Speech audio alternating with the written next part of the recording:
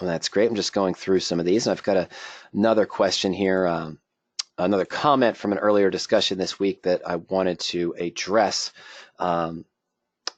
as well, that we've gone through before, but I wanted to revisit that. All right, so our first question comes in from Don. And Don says, how do you construct a collar position if the trend turns downward? Okay. Now, the collar structure, do I still have it up here? I do not. So let's go ahead and add the collar in. Okay, so if I don't see a strategy that I want, up on my menu, I've got covered calls, long call, long put, and so forth. Let's just click on other strategies. And this shows us the available strategies you have on PowerOptions on the left. And over on the right, of course, are the strategies I've selected. I'm going to take out naked put for now. We can always add that back in. And we're going to go ahead and add in the long collar strategy. Okay. Now, for those of you that don't know what the collar is, it's a standard structure of owning stock, selling a call just as you would in a covered call position, but taking 50% to maybe 60% of the premium you received and using that to buy a further out of the money put. So we have a structure where we still can make 2 to maybe 3% if assigned on the upside, but better than a stop order in the case of an unexpected event. We have a guaranteed exit here where our max risk might only be about 3 or 4%. I'd say on average, the standard collars, I'm talking about a standard collar here, there's different ways we can use it in calendar formats and more, with a put that's further out in time and a shorter term call. But in general, the standard collars I look for usually have a return of about 2.5 or so to 2.8% to the upside with a maximum risk of 4% to the downside. Now, what can we see from this structure? Well, it is a bullish strategy. We're going to make money if the stock moves up or stays the same. That structure I just mentioned that I look for typically involves a short call, selling a call against the stock that's, whatever, 30 days out in time, a little bit less, maybe 20 to 14 days out. That's a strike or strike and a half out of the money.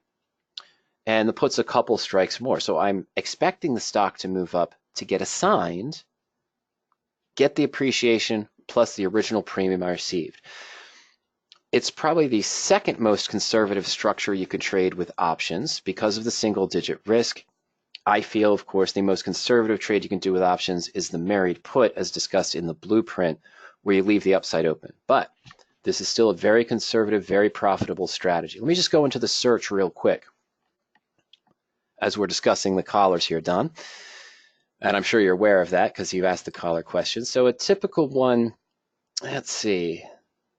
That's not too bad, but the typical one here on Bristol Myers Squibb is if I bought the stock at $46.90, I could sell it June. It's further out than I would go personally, but it's still good. You know what? No, I don't like this structure. It's taking about 70% of the premium. I don't necessarily want that. So I might make some changes down here below. First thing is I don't want to go probably more than 35 days out in time for my personal preference.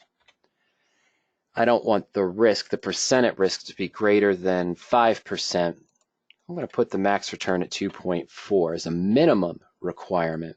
This I can just remove. Sorry about that. And yeah, let's keep that net premium at about 30 cents. Okay, that's perfectly fine. Let's see what we can get here with these results. And that's more along the lines I'm looking for. CVS here at 52.98. It's not a trade recommendation or suggestion. But I could buy stock at 54, get about a $1.11 premium.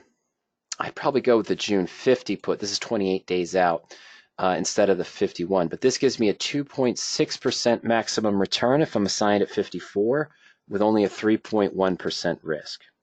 I'd probably use the 50 to use less of that premium there, closer to less than 50% instead of about 70% of the premium I'm receiving on the call as well. Okay, but let's just go to the profit and loss chart. Take a look at the standard collar graph. Oh, sorry, folks. Now, this is probably familiar to what many of you are used to. in this case. And yes, as I mentioned, it's a bullish structure. I want the stock to move up. I'm looking to be assigned.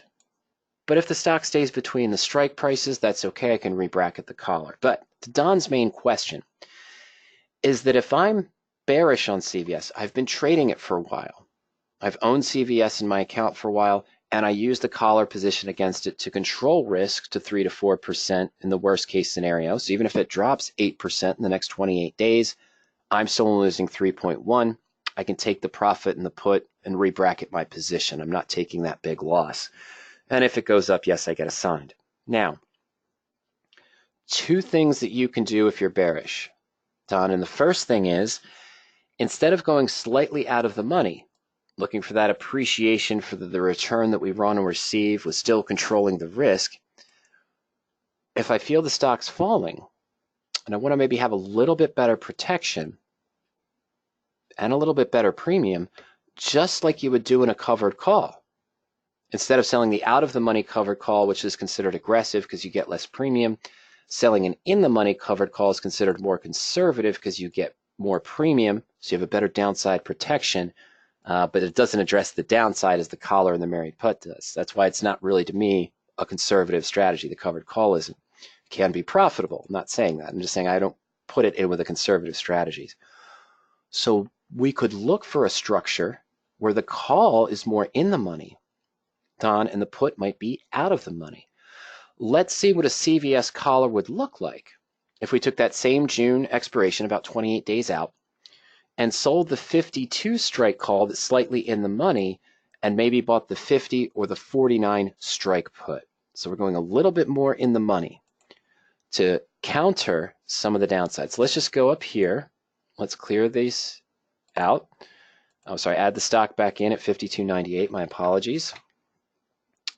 Actually, let me do something real quick. I'm going to see if I can adjust this a little bit more. I think I have increased the size, unfortunately, of the magnification there, and it maybe fouled things up a little bit for that view. Okay, so let's go back. This might be a little bit different. There we go. Okay, so over here on the right, we're going to clear out our 54 and 51 strike. I'm going to go to the 28 days out. And we're going to sell that slightly in the money 52 call for 211. And we're going to look at that, maybe the 50 put at 46. Now I have to keep in mind something here. The stock is at 52.98. So this is about $1 of time premium. And I kind of want to be in this 50-cent range, so I'm using 50% of the time premium I'm receiving on the call or less. Right? Same as I would do in the collar, but remember that standard collar that was out of the money, the premium we were seeing was all time value. Here I have to kind of factor in that I'm about $1 in the money, so it's about $1.11 time premium for this 211, 219, 52 strike call. I'm going to put in the 50 put as well. Okay, so of course, let me just do that here. We're going to sell, we're going to buy. Let's submit that. All right. So this is still a collar. The risk-reward ratio is good. It's still only 2 to 1. I'm looking to make 2.6, I'm sorry, I'm looking to make 1.3%, and my max risk is only 2.6. That's not too bad. I'm taking a low return because if the stock does fall to 51.50, we're still right around break even instead of being closer to that 2, 3, or 4% loss on the position. Okay. Now, this is one way that you could consider doing it, going slightly more in the money if the target matches your goals. Right? If that 1.3% matches your goals, Don, for the position, naturally you're still going to be comfortable with this risk. If you're comfortable with that 3.5, 4% risk, you're going to be comfortable with a 2.6% max risk as well. Another structure you could use that keeps you in single-digit risks on your investment. It's a little trickier. It's not done at a credit, but it matches the structure of your sentiment for if you think it's going to continue down, but you want to stay in the trade. When I look at this by itself, what do we see? Ignoring the fact that it's in the money, ignoring the fact of what the break-evens and the risks are. What am I seeing? I'm seeing a structure that is potentially a parity trade to a bull put credit or a bull call debit. Okay, that's the same risk reward profile essentially.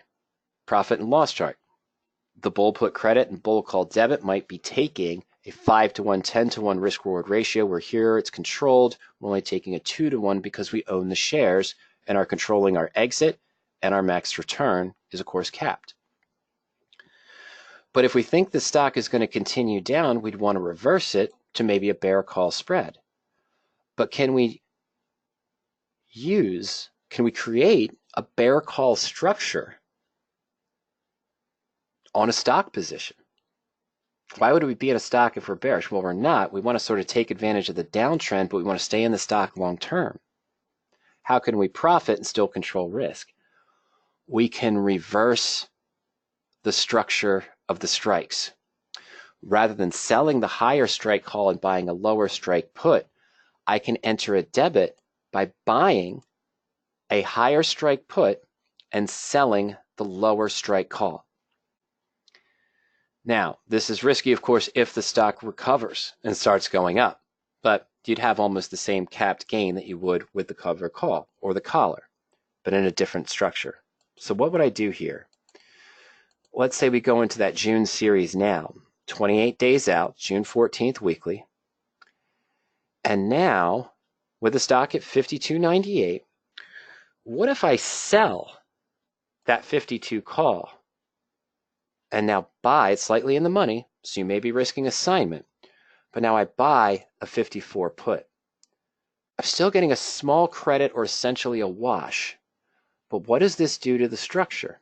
It's still a collar where I'm selling the call and buying the put, but I've reversed the strikes. I'm buying the higher strike put. That's strange that just happened. Sorry about that. So now you've actually created a bear call spread, which gives you profit to the downside. But it does take a 1.6% loss if the stock recovers and moves up. So this is a different structure you might consider. For a stock you've been holding long term, that you feel is going to be in a downtrend with recent market conditions, tariff talks, and more, you can create a bearish structure by reversing the strikes. You're still doing the same action. You're still selling a call and buying a put, but in this case, you're selling a call that has a lower strike than the put you're buying. It creates a synthetic collar, but a collar that looks like it has a bearish sentiment as well.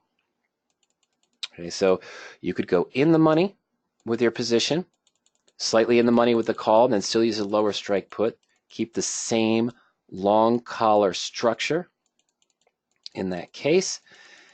And then, of course, you can also do the reverse here as well. Okay. And Fernando says, when using a collar instead of using a married put structure. Yes, we're talking about a standard collar. And by standard collar, I mean the call and the put in either structure have the same expiration date. That's what a standard collar to me is. I'm looking for the short-term return, not necessarily planning on trading this position long-term. As you know, Fernando, if I was trading CVS long-term, I'd open it as a married put position and then look to apply the income methods discussed in the blueprint later. Even if I am bearish on a long-term married put position where I have a put that's 7 to 8 months out in time, I would not use this structure with selling the call below it. And the reason why is that because if I'm wrong, it increases my risk into the upside, into the direction that I was originally researching the position for. What do I mean? Well, for me to open a proper structured married put on CVS, minimum I'd be buying the November, but I'd probably be going out to January right now. And with the stock at 52.98, I'm going to try the 55 put for January. All right. So my initial structure, buying the stock at 52.98, it's a little high. It might go to the next strike, but this is still manageable. a 55 put for 592.50, total invested here at 58.90, and I've got a max risk for 245 days now, not 30 days, not 18 days, not 14 days. 245 days, the worst I can do is 6.6% loss on this position. Now, the break even, yeah, it's at 58.90, but that's only at expiration 245 days away. But I'm bearish in the short term. Would I now sell that June 28 days out? Say I'm bearish over the next 30 days. Would I sell a 52 call that's slightly in the money now in the married put structure? I would not. I would never do that. Why? Because remember, I still have 58.90 invested in the position. Yes, I'm going to get $2 in premium, but really only $1 in time premium because it's $1 in the money. So that means I am going to reduce my cost basis on the trade, but I still have an investment of 56.80 on the position.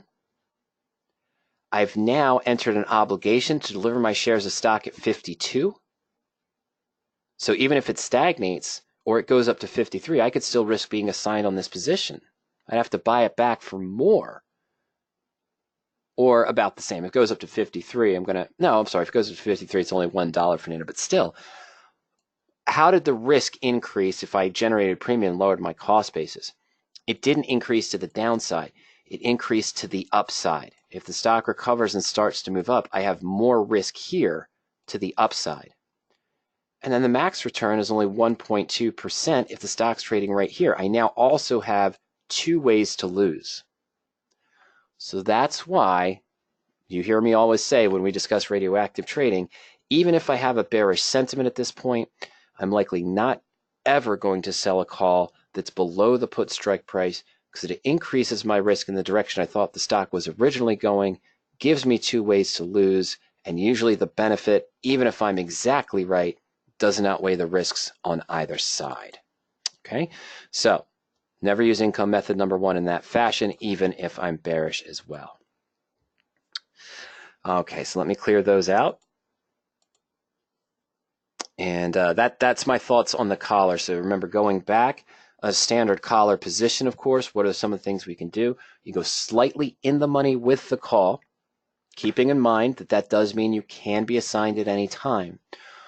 You can stay out of the money with the call and set up that bearish structure, where I could sell maybe the 53 or the 54 call and buy a higher strike put.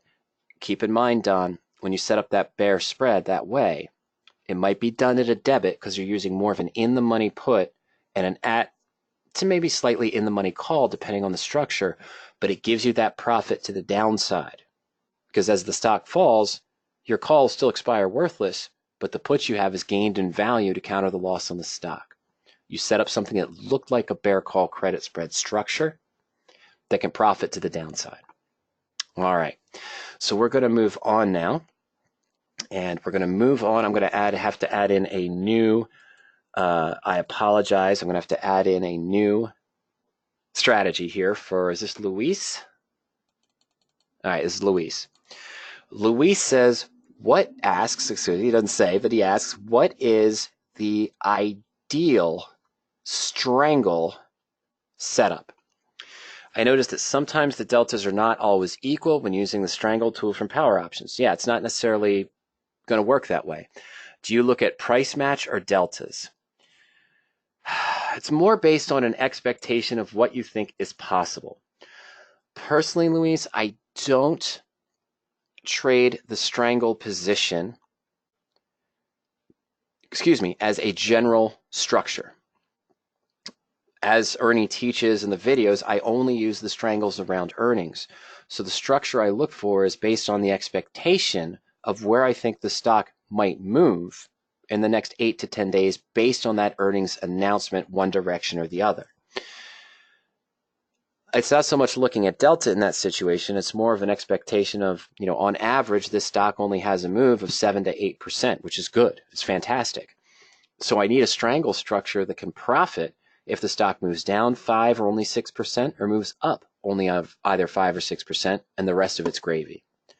Unfortunately, around earnings, those are harder to come by because the prices are inflated. So to me, rather than worry about the delta, and rather than worried about the deltas having to match of two options that are exactly the same distance apart from the current stock, I'm more focused on what is the upper and lower break even, and do I have the expectation that the stock is going to match that percentage or can even come close to that percentage. So again, let's pause for a moment and let's discuss what this is. The long strangle position consists of course, buying an out-of-the-money call and buying an out-of-the-money put on the same stock. Your risk is, of course, the cost of the time premium for both options. If the stock stays between the strikes, you hold it all the way to expiration, both options expire, you lose that entire premium. That's the max risk. Now you're going to need a move in one direction or the other, naturally, that counters the cost of the two time values to where the gain in the call outweighs the total time value cost of the call on the put, or the gain on the put is greater than the total time value cost of your call and your put as well. You do the strangle when you have an expectations of a strong market movement, or you do a far out strangle, 2 to 3 months, if you're planning on trying to set up a structure on a stock that you feel is going to be mobile, it's going to be moving up or down in different cycles, and you maybe even be selling premium against this long call and put in the shorter term, sort of like a diagonal spread or double diagonal inside the strangle itself. All right. So the search is structured, the long strangle search is structured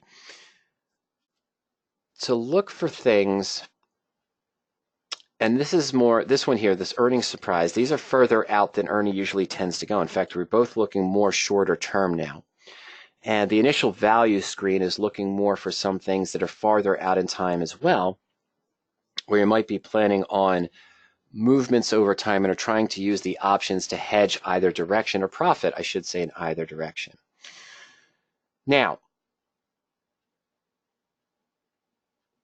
the one thing that we prefer to look at, and you can tell because that's how we're sorting the results by, is those with the higher probability sum.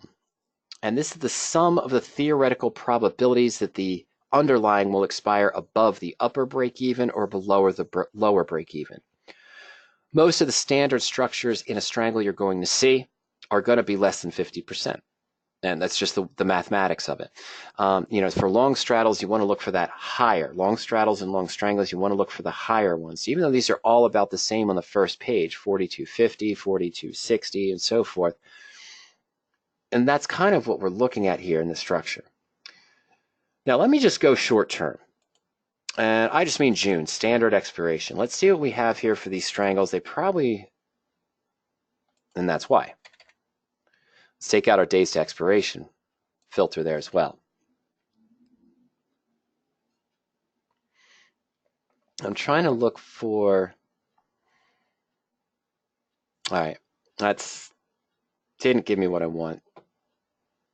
I'm looking for something real quick, and I'm not seeing one that I prefer. I'd like to see some other strikes here, and I'm not.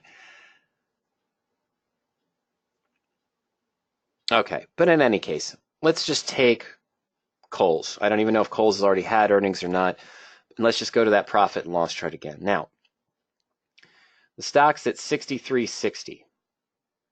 And it's showing a 64 call, which is 40 cents out of the money, and a 62.50 put, which is $1.10 out of the money. So naturally, these deltas are going to be different. Let's call it 63.50. Should I set up a structure? Would it be better to set up a 63.64? Well, the 63 put is going to cost more. Okay, what is the difference of setting up strikes that are wider apart or closer together, or trying to match the delta? Well, in this case, if I went to that 63 put, the cost is going to be higher. Okay, I'm getting closer to the stock price, the cost is going to be higher, which means what? A higher upper break even and a higher lower break even as well. The deltas would be close to even at that point. Does that necessarily make it a better trade? No, Because remember that the strangle here is interesting in the sense that at the beginning, you're delta opposed, not delta neutral, you're delta opposed. So when the stock falls a little bit, your put delta increases, but for those first couple points of movement, first 50 cents, $1.50, you're almost equal to what you're losing here. And then after that first 2 points or so, the delta of the put starts to take over the delta of the call, what you're losing on the call, and that's when you get into the profit zone. If you're skewed to the downside, meaning that you feel it's more bearish to the downside, you might want to skew the position that direction by more of an at-the-money put and further out of the money call so that you can get to profit on the downside faster. If you're more bullish, maybe you do it the other way. You buy a cheaper out of the money call, or I'm sorry, you buy the at the money call and a further out of the money put to skew it to the bull side. Get to break even faster on the direction you think is more likely. And of course, as most of us, you're unsure if it's bullish or bearish anyway, which is why you're trading the strangle. You're just expecting a move. You just don't know which direction necessarily, although you have a sentiment. So I know you're probably looking for a more in-depth answer into delta analysis and things of that nature, but I personally don't use that in that fashion, okay? I don't use the strangle structure to try to trade a stock long term or over a 2 to 3 month period expecting volatility. Don't get me wrong. That setup has worked very well, and the structure similar to that is something that one of our regular attendees, Fernando, has done. When then occasionally when he sees a downturn, he'll sell a call, and then if he sees it start to recover, he'll sell a put, and he'll trade things inside of this maybe month and a half, 2 month out strangle. Now that's not for me personally. He's been very profitable. And Luis, you and I can also look at a stock at, say, Tesla, and say over the course of the last 8 months, if you just did straddles every 60 days, you were probably profiting left and right in both directions and having a grand year. And you'd be correct. But as far as the initial structure goes, it's more akin to what direction are you in and what is the percentage movement you're expecting. See, this 1 month out strangle on Kohls, I don't really know if I'm a fan of. Now, sure, the stock's at 63.60. We've got a good structure here, but look at the prices. It's almost that we need the stock to be trading at around 69.50, a 10% movement to hit break even on the upside, and as low as maybe 57 or 56.50. Again, almost another 7 points down, or a little bit more than 10% to hit break even on the downside if we extend this graph out. That's too steep for me unless you really have a strong event coming up where you expect Kohls to move more than 10% for whatever reason. Okay? That's what I'm kind of looking at there in that respect. Okay. But we can look at the different structures. Let's take a different stock, and let's take something that's a little bit further out of the money very quickly. We'll take a higher price stock in this case. Why not just use Tesla? It's been in a major downturn recently. And it's down at 212 when I looked at 4 o'clock this afternoon, I believe, bouncing between 212 and 211. And let's just take a look at a basic structure. Let's keep that 35-day out time period. Give us some time, not around earnings or anything of that nature. And we know Tesla's in this 210 area, but let's say we buy an expensive but out of the money 220 call. And then let's go down to the 190 put. Well, we could go to the 200. So we're about 10 points away in both directions. Okay, and I'm just going to go ahead and buy both. Just one contract. Let's keep the math simple. All right. Now, right at the money, 10 points out. We ended at 211.03. Let's just call it 210. You've got a 220 call, 220 put. 220 call is higher in price because we're not exactly at 210. In any case, lower break even is 180.32, and the upper break even is 239.68. Now, what happens if you move the strikes out further? What if I did the further out 190 put and the 230 call? What's going to happen? Well, the max risk is going to be lower because our costs are going to be lower, but the upper and lower break even are going to increase and decrease respectively. Because even though we have a lower cost, we have a 230 call with the 180, oh sorry, the bump there. So this is going to extend out further. So you see you can skew it in any direction, but the wider you make the strikes, the lower the risk, but the greater the break even. And of course with a straddle, using the exact same strike. So if I did the at the money 210, that's going to give us that V profit and loss chart, which is going to be more expensive, but it may have a closer upper and lower break even. Okay? Because although you paid a higher cost, you're right at the money, so you'll get some of that back sooner in one direction or the other. And that's truly delta opposed, because on the straddle, when you're in the V profit loss chart, the same strike, both options have about a 0.5 delta. So you really start off delta opposed in this case. Okay, so that's sort of what the expectation is. So to me, it's not more of what are my two deltas, do they have to be even? It's more of what is the relationship to the upper to lower break even percentage-wise against the current stock, and do I feel the stock has a good probability with the event coming to cross that threshold, as opposed to what is my delta on the call, my delta on the put, do they have to be equal in the strangle? No, you can skew it bullish or you can skew it bearish, where the deltas would be off-centered based on your sentiment.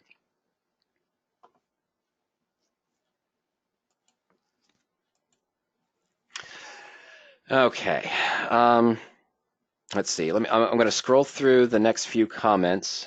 Some of them are related.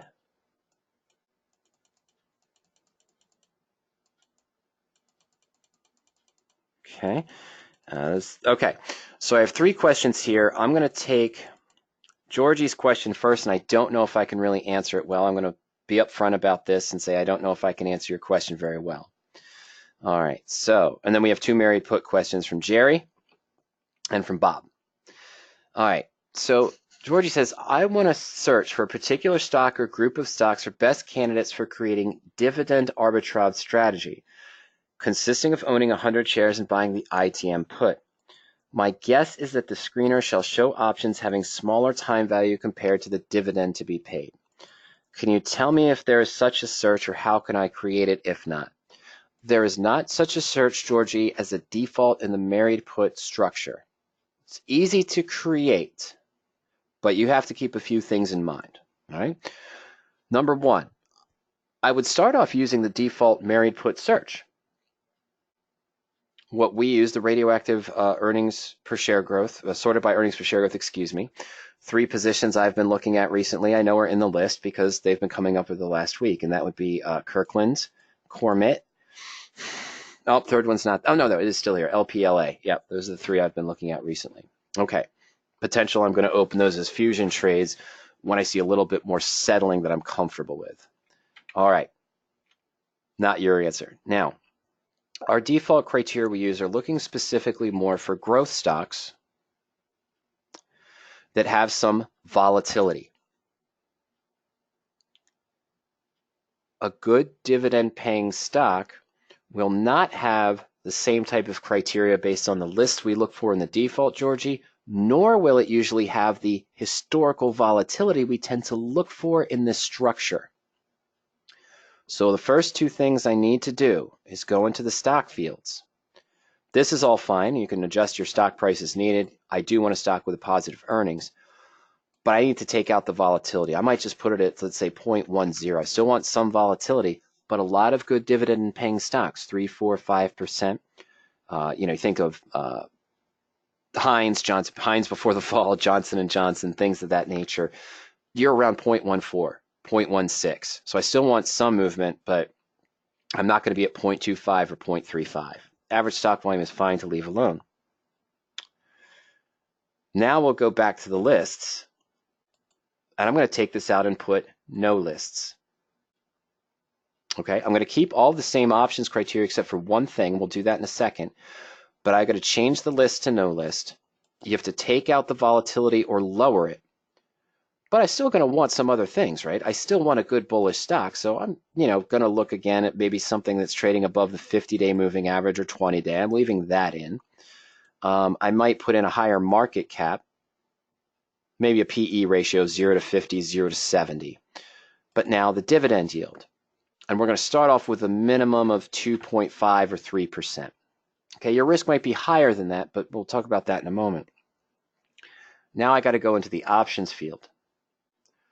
This is fine.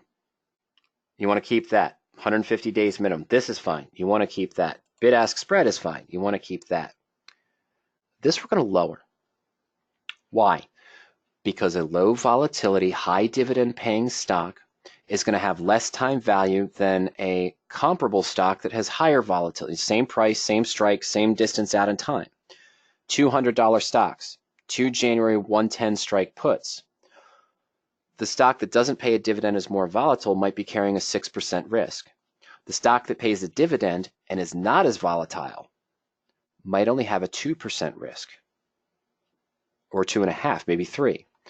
So I'm going to lower this to be between 2 to 9%. Okay, has to pay the dividend, 2.5% or whatever your preference is. You can adjust that later. Have to adjust the volatility. That's essentially it. Let's run it. See what we get. Now, right away, that first one I can say, might be hard for you to view, and I apologize, but that first one I can say, Terraform Power is dividend arbitrage. The risk is 5.1%, and the annual dividend yield is 6%. Perfect. Problem.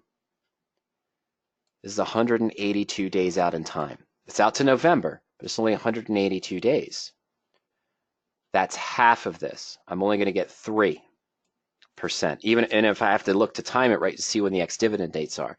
So that helps, but it's not going full. I showed you this on purpose, Georgi, because you might want to push.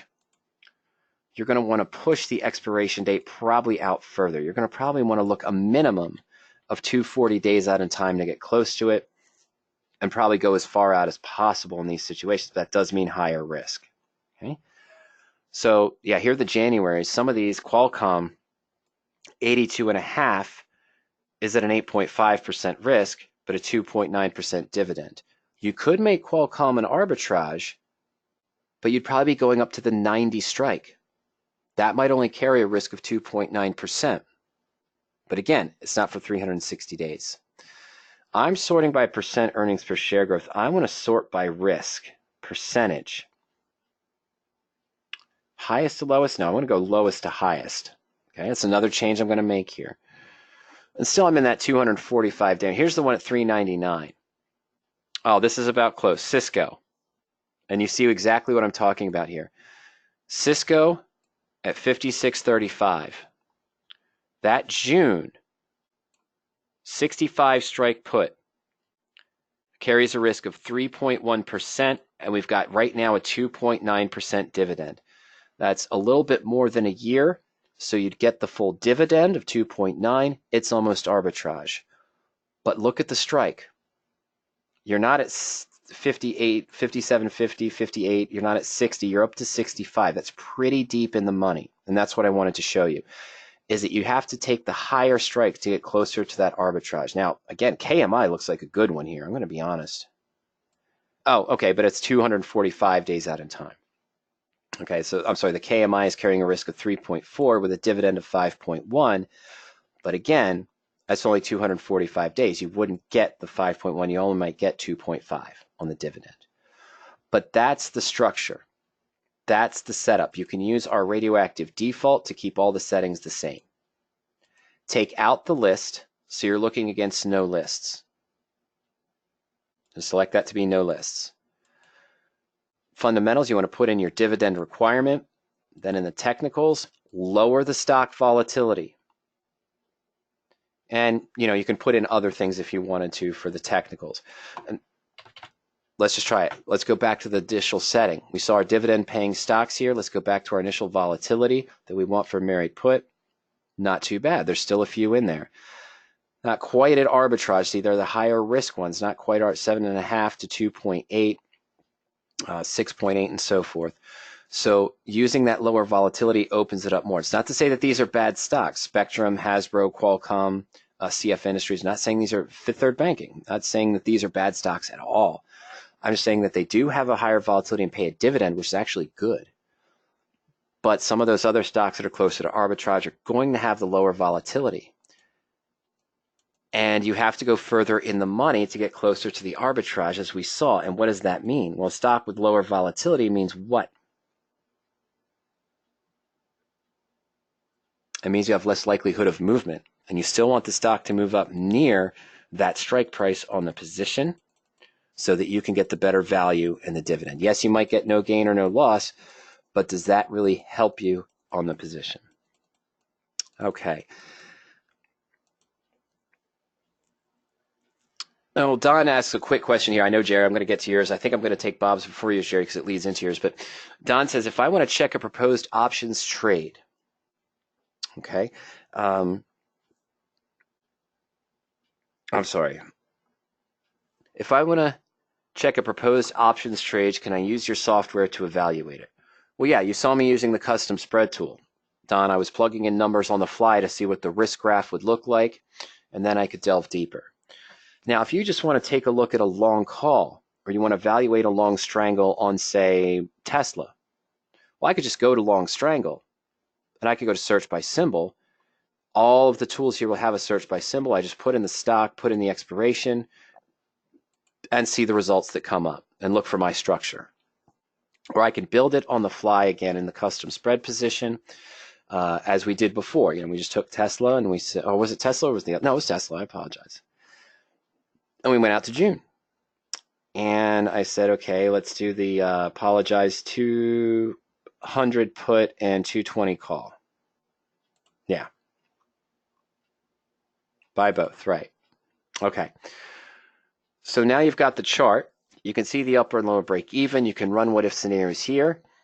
And using the more information buttons up here, Don, you can delve deeper into the option research to look at the option itself, historical prices, implied volatility ranges, probability above or below, and same with the other option that's listed. Use the more information buttons next to the listing to do that.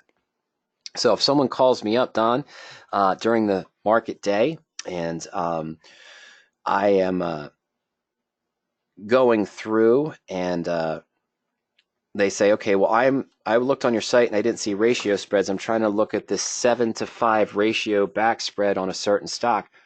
While I'm on the phone with the customer, I'm going here to look at the break even, the risk and reward. I'll put in the number, 7-to-5. This isn't a spread, it's a strangle in this case. But yeah, I'd put in the different numbers. I'd run the what if scenarios, see what it looks like. Look what's coming up with the stock as well. Using that stock research tool, Don, I'd look if there's earnings coming up or a dividend, anything I'd need to know. And then again, delve deeper into the option as well, going into the call and the put for the option research also. Okay, so that's how I would do it. But if you already have a covered call you want to look at. Now, there's two things here. Another service you follow, or Kramer or CNBC or some business mentions a out-of-the-money bull call debit spread on a stock, and you want to analyze it. Well, as I mentioned, you could go into bull call debit, go into search by symbol, look at the different strikes, look at the numbers in the column as they come up in the search, or you could come right here to the custom spread tool, put in the spread, see what it looks like graphically, see what your break evens are, and then use those more information buttons to delve deeper into other research you'd want to see for the option, delta, gamma, theta, IV range, and more. Okay? That's how I would do it, and that's how I do it probably 10 times a day when I'm talking with customers and coaching sessions and on the phone calls. Okay. Bob, I'm going to get to Bob's questions now. Bob asks, how would you structure a CRM stock with Married Put? I'm bullish on the stock. Okay, we've already seen the criteria I use to look for a position. We showed it. We went into Married Put. We went into search. This is the default criteria that I use personally, meaning I'm going at least 150 days out, no more than 20% in the money, risk between 3.5% and 9%, and I want some of these other stock qualities. So Bob, if I was going to do a position on CRM, what I would do in this case is just sort of what I mentioned. I'm sorry, just what I mentioned about analyzing a trade. I'll go to Married Put as we just did. I can go to search by symbol. Now, I don't know all the expiration dates off the top of my head, so I'm going to leave it at all expirations. I'm going to start off with more results, and I'm just going to submit that. So now I have my Married Put structure with the percentage risk, range in or out of the money, upcoming earnings date, what I might use to analyze a Married Put position. But of course, there's weeklies, 2 weeks out, third cycle, standard expiration, number shown in parentheses. What I'm going to do here, Bob, is I'm going to scroll down to see the first expiration that matches my minimum requirement, and there it is. It's out to November, 182 days. There's nothing wrong with going 245 days out to January expiration, or even further. But let's start with the November, which is the first series I saw that was at least 150 days. October's too close for me. But let's go to November. Now, I didn't see it in the list, so this CRM might not even have an October expiration right now. Now, what did we know from the search? And if you own the blueprint, of course, you know this already, that my target is sort of in this range here, 4 to 8%. Stock's at 154. 155 right at the money is 7.7. 165, pretty good, but it's 11 points in the money at 4.9. Not too hot, not too cold.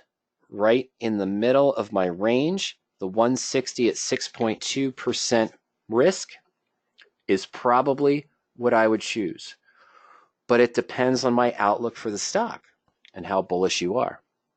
Okay? If you're more bullish, you could take on the higher risk with the at-the-money position. As the stock moves up, you'll start to see a profit faster than going deeper in the money. But you want to be in that range. You want to be just a couple strikes in the money at best, and you want to keep your risk really between, 4 to 8%. That's why I'm not looking at the out of the money. I'm not going too deep in the money. I'm right in this range, and a lot of times I say to myself, not too hot, not too cold. Bed's not too soft, it's not too hard, it's right in the middle, 6.2% risk for 182 days. Now, that being said, I may also say to myself, well, look, the 160 here is giving me 6.2% for 182 days. It's got a risk of 1057 for 182 days. What about that January? Now, I know it's going to be higher. But going out 245 days, this is only 7.2%. I'm getting an additional 60 days of time for only a 0.6 increase in risk.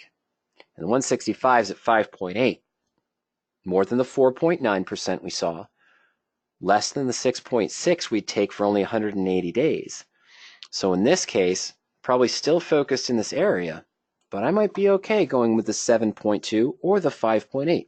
Depending on how long you wanted to hold the stock and what your long-term plan is for the position.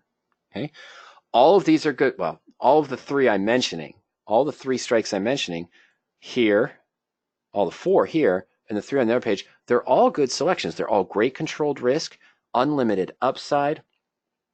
You'll start to see if the stock moves up 2 points on Monday, you'll probably already be at $1.10 profit on the position, because your delta is going to be at around 0.5, 0.6 in this case. 0.48, 0.53, 0.57.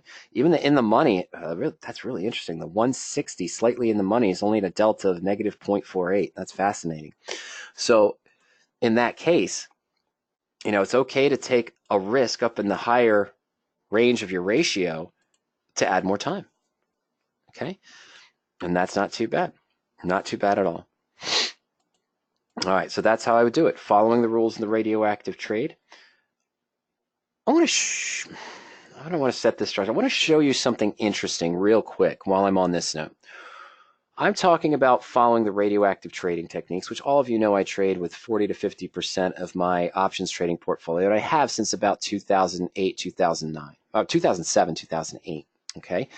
In this, we talk about the proper structure, stock selection. What I just reviewed is in there too. Which strikes to choose for based on your expectation and so forth, okay? I had a conversation earlier this week, and I'm going to use CRM as our example. Now, A lot of people say, well, comparatively, why don't you just buy the shorter term put to have less cost?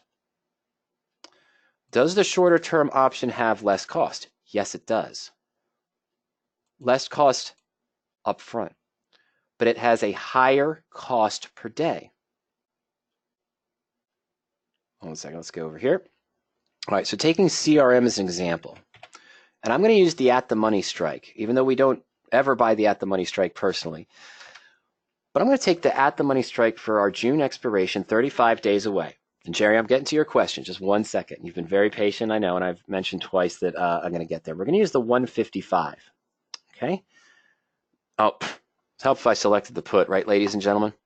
All right, let's get that call out of there.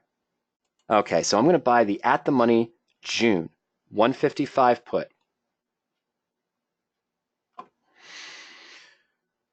And what do we see? Well, we have a low risk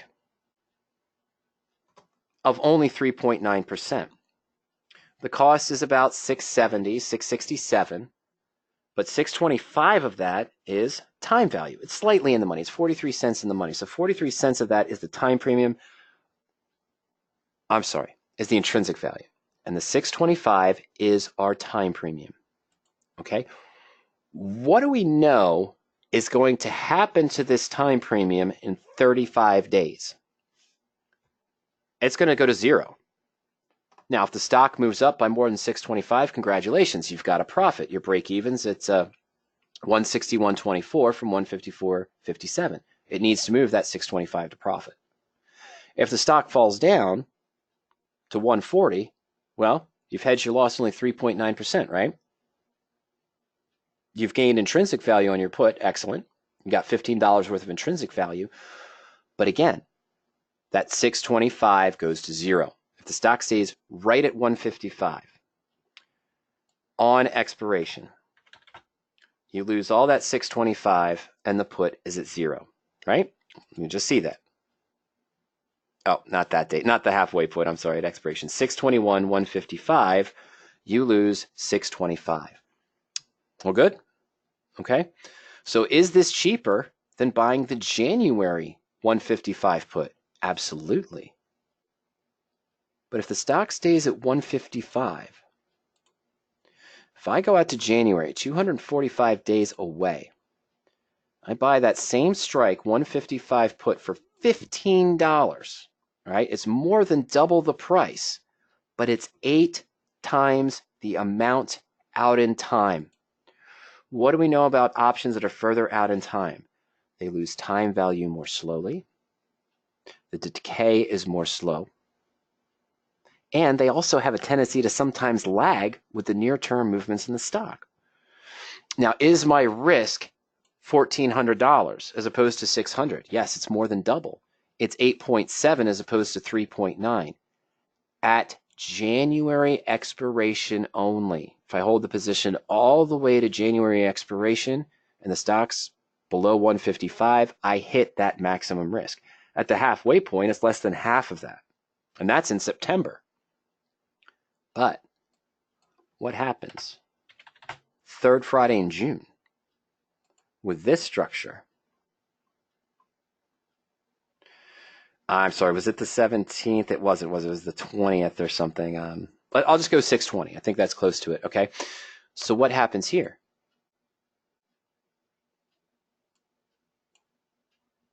I put on a loss, theoretically. This is based on the Black-Scholes pricing model. But did I lose 625 of time premium? No. I'm only probably going to lose $120, $125. Although this is more expensive, if the stock doesn't do as you want, you take a much higher risk and a much higher time decay. At the money, in the money, out of the money. Doesn't matter. I'm just using the at the money as the example here. But buying a month by month by month means that you will pay more over time. And if the stock doesn't move as you expected, you're going to be losing more time value faster. Whereas in the same structure, I might only be losing 1/4 or 1/5 on my far out put option with the same exact movement over the same exact time horizon. So is it more expensive? Yes. Does it give you better protection even though the risk is higher? Absolutely. Because remember, if I did the 155 put on CRM every month or every 35 days between now and January, that'd be 8 puts at $6. That's $24. I'm paying $15 up front now for that 245 days of insurance. That's why the farther term married put is superior to going month by month. And we can look at isolated trades, of course, say, look, hey, I was analyzing a stock 20 days ago and went up 15%. I could have bought the at the money put and had more profit. Absolutely. But long term in your portfolio where stocks fluctuate up and down and you're in positions for longer than that isolated 20-day time frame where the stock jumped 10%, you pay less per day using the proper structure we teach in the blueprint in radioactive trading. You see less time decay in the first cycles than if you were buying the comparable at the money strike, in the money strike, or out of the money strike for a near-term option versus the far-term option. The far-term option is superior if you're holding the position long-term for more growth. Okay, related to that. Now, Jerry, Mike, if you're in a married put that is gone against you, would you ever sell the put that is significantly in the money, then use the stock repair to help you reach a break-even point on the stock? I thought I had addressed this a little bit last week, Jerry. You're just asking for a little bit more clarification. My answer is right now, no. Would I ever do it? Maybe. Answer right now is no. Okay. Here's the reason why. I'm going to go back to my portfolio. I'm going to go to my portfolio. We're going to take the position I think that you're most interested in, one of the 2 or 3 you're most interested in. I don't have it, do I? I hate when I do that. I thought I'd copied it over last week. I didn't. One moment, ladies and gentlemen. Let me pause my screen. All right.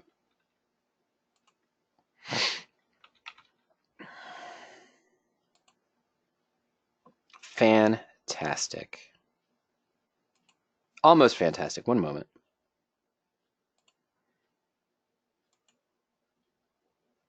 All right. So I'm going to ignore this one. All these positions are about the same. Same not doing well, but I'm not worried about them right now because I still have much time. 245 days on the puts here, 91 on this one. They're all going to be managed effectively.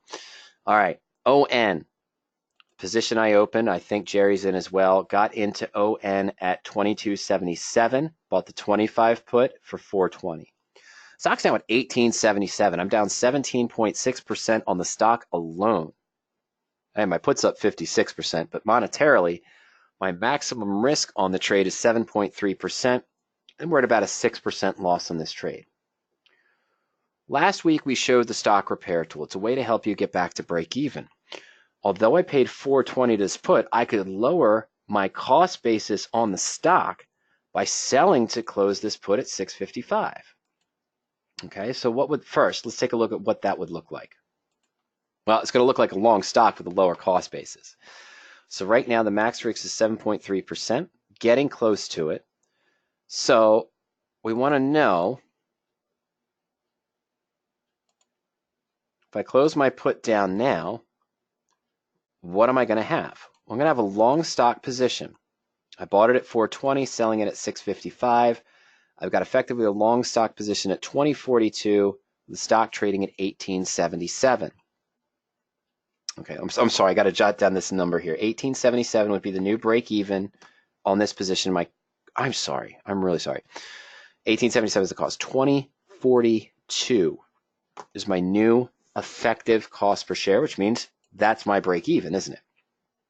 Fantastic. So what I'd want to do now is go to that stock repair, ON. And if I closed my put and had a new effective cost of 2042, is there a ratio stock repair that the stock repair tool can build me? No, because it's 1877. What can I do now to maybe get back to break even faster? Well, you just saw me pull up the calculator, so you know I'm going to do something. If I'm bold and I have the capital, I do, of course, but that's not what I'm doing. But okay, I could buy another 100 shares of stock at 1877, right? So I've got one block at 2042, one block at 1877. Averaging down, my new effective cost per share only goes down to 1959. All right, from 2042, 1877, we go to 1959, 1960. In this case, there's still no repairs, and the system was trying to build repairs, but it just can't find any debit or credit. Okay. Now, that's not necessarily a bad thing. And there's probably more on the stock, Jerry, but you could test this. Oh, shoot. I'm sorry, ladies and gentlemen. Let's try that again. 2042. I had everything reversed. 100. My apologies. Let's take a good look here. Okay, there's your repair. So I've got a July repair. Okay, so we're at 2042. The July repair puts me at break even if the stock's at 1896. Okay, and we take a look at that position briefly. Okay, it repairs it, but now it's only 0.4%. What haven't I done, Jerry? What am I missing? Well, if I did this when ON fell from 22 to 20 and did a stock repair, I didn't do anything to prevent the downside, and I don't have that put in place anymore.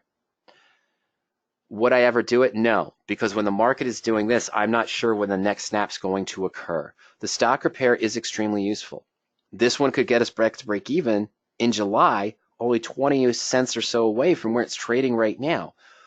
But then I'd have to manage it to get further upside and then add another put back in, which would still increase the risk on the position. Again, as I mentioned before last week, what I'm more keen to do, rather than selling the put and trying the stock repair, and yes, maybe I could get back to break even at 1896 in July, 1866, but that's out to October. A lot can happen between now and October. Okay. And you see the debit repairs here as well, which would add to the cost basis, but it doesn't address the downside. What I'm going to be more keen to do is when the think now, since I didn't use 12 yet, I haven't used 12 yet, but when I think we're at a comfortable level, I'm going to adjust this put to lower the cost basis. You know what that does? That's almost the same thing as averaging down your cost basis. I'm going to lower the cost basis of this position, lower the break even of the initial standard married put position, then see if there's an income method number 5 custom spread that I could use on top of the married put that makes sense. But if I think it's going to rebound quickly, I don't want to be in that 5 or an income method number 1. Okay, I don't want to do that. So, when I think we're at that point, I'll get my 255 back here, and I'd probably go to 20. All right, so I'm going to lower my cost basis, in this case, down to 23.42. Not as low as just selling the put, but what do I have? Well, I have a high risk, but I do this now if I think the stock's recovering. What if I did that repair now on this structure, which would be the income method number 5, get $1 back from the spread, or $2 back from the spread if I can get a small credit, I might get my break even down to that same range, about 2035, 2050, 2060, somewhere in that range, with the protection still in place. Yes, the risk increased, but I've lowered the cost basis, kept the floor in case it continues to fall. Okay, so that's what I might look to do, or something else, which I could actually adjust this, lower the cost basis, but not increase the risk by too much. That's what I'm looking to do. In a case when we're uncertain in the market, things haven't, oh shoot, I'm sorry, ladies and gentlemen, I am really sorry. I gotta have to filter that out. I apologize. I'm sorry, when I'm not sure what the market's done yet, I'm not quite ready to get rid of the put and to just try the stock repair. Can be done. It might be done on one of those positions, maybe if we see a strong enough recovery and things have calmed down enough. But I don't want to lose the put. And to tell you the truth, rather than do this, or rather than try to do the stock repair with the long downside open, at some point I might just say, not on this one. I still have 245 days, so it's not going to be this one. But I might just say it's okay to take that 5.86% risk on this position. It's okay. because I still have time value left on the put. I control the risk to single digits. I'm going to look for other ways to manage it first, but not until I see the direction I want. And yes, the stock could continue down, and I could do a 12 or something in between there to try to profit in that direction also. Hindsight 2020. What I don't want to do is add the cost of that adjustment, trying to profit on the downside, and time that part wrong and have the stock swing back up to where I'm actually at a loss where I would have been at break even. Okay? All right, so that's where I wanted to go with that. Related to that question, Jerry, is that I don't typically ever do that, because when I'm uncertain in the market, as we have been, not sure yet when we're going to get I'm not even expecting a big turnaround. I just want settle, because we've seen some small turnarounds in the past couple days, past couple weeks, and we've seen some trying to move up and then coming right back down, trying to move up and then coming back down. I want to see a little bit more consistency, and you kind of start to see it, don't you?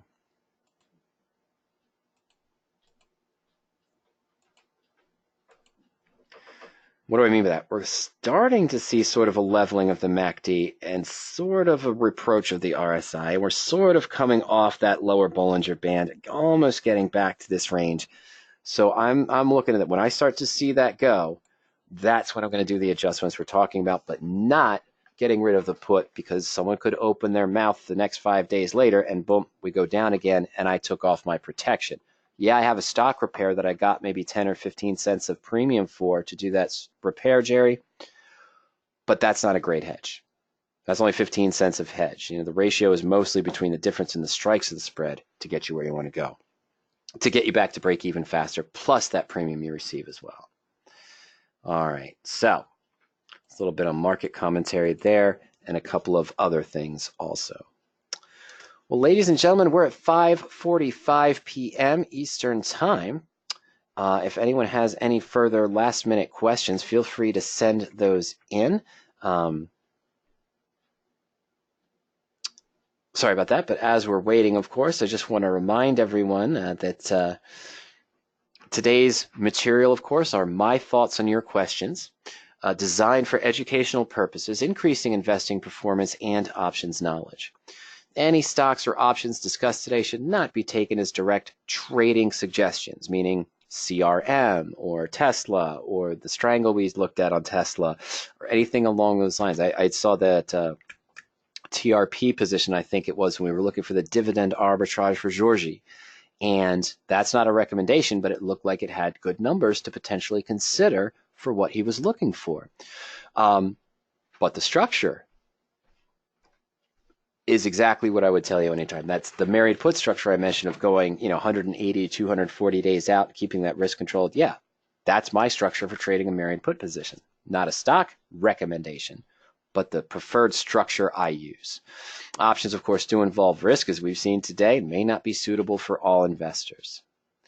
Now, if you like some of the tools that we saw, the flexibility of setting up that search where you can look for maybe potential arbitrage positions, dividend-paying stocks, and of course, look at the portfolio briefly and some of the other search by symbol tools to create that married put on CRM.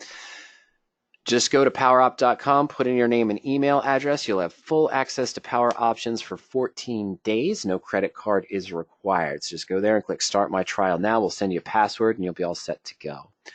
After that, the subscriptions start at $40 per month. Most popular level of service is the delayed service at $60 per month. We do also offer real-time and full access to historical tools as well. All right, well, if you want some other free information, remember you can check out the blog at any time. The archived webinars, and today's webinar, of course, was recorded, will be available in the archives later this weekend. You can go to powerop.com/webinars.asp. That is a public page. Some of the webinars are available there for those of you that are not logged in or don't have a trial or a subscription. Again, but all of them are available. If you're a subscriber, you can go to the webinars page at any time. Various webinars on strategies, using the tools, structure, management techniques, and more. You can also find a lot on YouTube as well. Questions? Send us an email at any time. You can reach me at support@powerop.com or support@radioactivetrading.com. You can also call us during office hours at 302-992-7971. And as we mentioned earlier in the presentation, trial members and subscribers can schedule that coaching session at any time, essentially a 35 to 45-minute phone conversation with myself or Ernie. We'll walk you through the tools on the site and answer any questions that you have. Well, thank you again, ladies and gentlemen, for your questions and for joining me this afternoon. I hope you all have a fantastic weekend, and we'll see you soon. Good night.